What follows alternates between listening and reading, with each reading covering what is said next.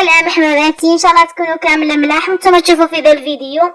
اول حاجه قبل ما نبدا الفيديو تاعي اليوم جبت لكم هذه النسكوتشو بلفله، صدقوني تجي بنينه بالبزاف. وزيد قبل ما نبدا الفيديو تاعي، قبل ما نبدا الموضوع تاعنا، نتمنى ان شاء الله من قلبي برك كي تشوفوا ذا الفيديو ما تنساوش تضغطوا على ذاك الجيم وما تعليق شباب للتحفيز. واللي تشوفني اول مره نقول لك مرحبا بك في القناه، اشتركي ليصلك كل جديد. وهذا الشيء حباباتي فضلا وليس امرا. الفيديو راه يمشي وحنا رايحين نهضروا في موضوع اليوم مهم بالبزاف. كملوا معنا ورايحين تستفادوا ورايحين انا نستفاد معكم. الموضوع تاع اليوم كان يعني خاص بواحد الفئة، هذه الفئة اللي نقدر نقولوا عليها الصابرة، المرأة المكافحة، المرأة اللي تبغي تبني بيتها، المرأة اللي بقلة الشيء تلقايها واقفة.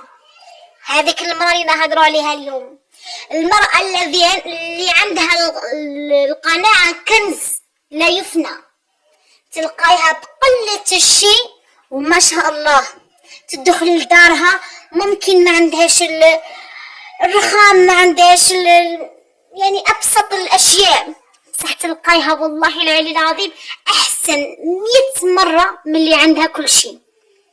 تلقايها واحد الابتسامة في وجهها، معلمة ولادها بقلة الشيء ونعيشوا، ماشي معناها ما عندناش ونموتوا.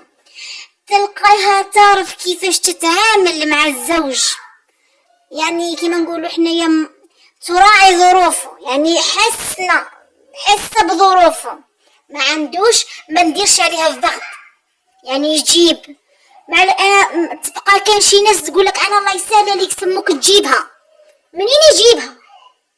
حرام تاكلي الحرام؟ لا، هذه المرأة انا اللي راني نهضر عليهم، بالك كاين شي ناس نعرفهم، كاين شي ناس معينين انا شفتهم، بصح ماشي غير هذو الناس، راه كاينين منهم بزاف يعني بزاف من هذو النساء اللي ناعمه المرأة. تلقايها ما تعرف طبيب، ما تعرف حوانت، ما تعرف بالك ابسط الامور، يعني هذه الفاكهه وهذه تلقايها والله العظيم كيما تقول لك المكونات الاساسيه، جيب لي الزيت والسكر والقهوه كانك جبت لي كلش.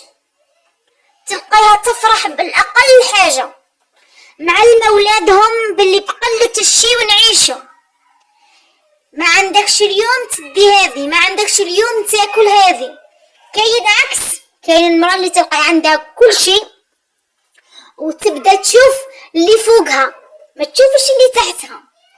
مثلا انا اليوم شريت عبايه، تلقايها تقول فلانه شرات عبايه خير مني، علاه ما تقوليش بلي فلانه ذيك مسكينه ما شراتش بصح انا شريت الحمد لله.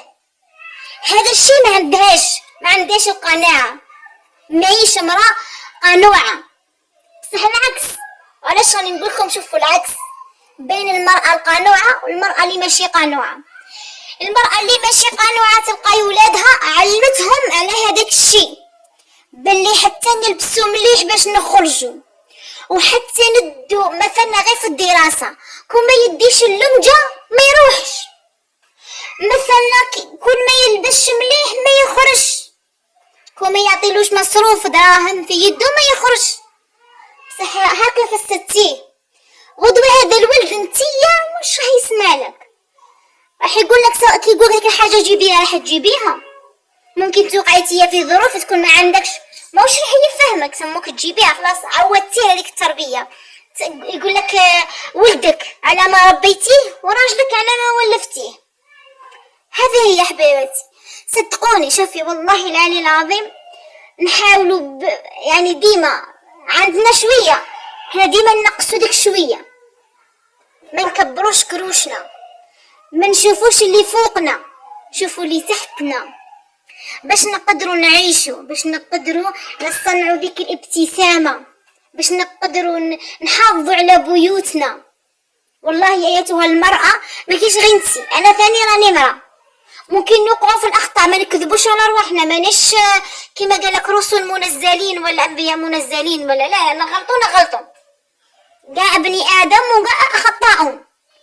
والله الا من ذاك توقعي في هذا المشكل كيما هكا يوقع ذاك المشكل في بيتك، ممكن توصلي هذه المراحل من بعد ترجعي ادراجك تعاودي تولي وتعاودي تولي في تفكيرك، تعاودي تقولي لا واش راني ندير. انا والله شي هادو الناس اللي نحكي لكم عليهم كي نتفكرهم نحمد ربي صراحه، نحمد ربي. دايرتهم مثال، دايرتهم قدوه في حياتي. كي نبغي نهضر نتفكرهم صراحه. تيا ثاني ديما هادو الناس ديريهم في حياتك بلي انا راني خير من 1000، لكن خير من 1000 وخير من تحت 1000 صراحة. هذه هي الدنيا. مهما كان الإنسان يتعلم بكيفاش يبني حياته وكيفاش يسطرها، بالخصوص المرأة عليها كلش، هي عمود البيت. إذا كان العمود يعني عوج رايحة تجي البيت عوج، صدقوني هذه هي الحياة مبنية كما انت القدوة حبيبتي، انت هي قدوة ولادك. اذا كنت انتيا مرأة صالحة وعرفتي كيفاش تعيشيهم وعرفتي كيفاش تهضريهم وعرفتي كيفاش تسيري معهم، رايحين يكونوا احسن اولاد واحسن تربية، وراح يكون الزوج نعم الزوج لك. اذا كنت انتيا لا قناعة، مرأة لا ما تحسنش عون راجلها، ما تخمم في ولادها، ما على بالها بولادها، انا نلبس ناكل نشرب نكون خير من 1000 مرأة والناس الاخرى الله يسهل. هذا خطأ كبير حبيبتي. ان شاء الله الموضوع يكون خفيف وظريف عليكم. انا حكيت واش كان في قلبي، ماهيش كيما نقولوا حنايا قانون طبقوه، وماهيش يعني مجرد دردشتها مع حباباتي. او اكتبوا لي في التعليقات اللي عندك ايش حاجه تبغي تضيفها. وفي الاخير نقول لكم حباباتي سلام.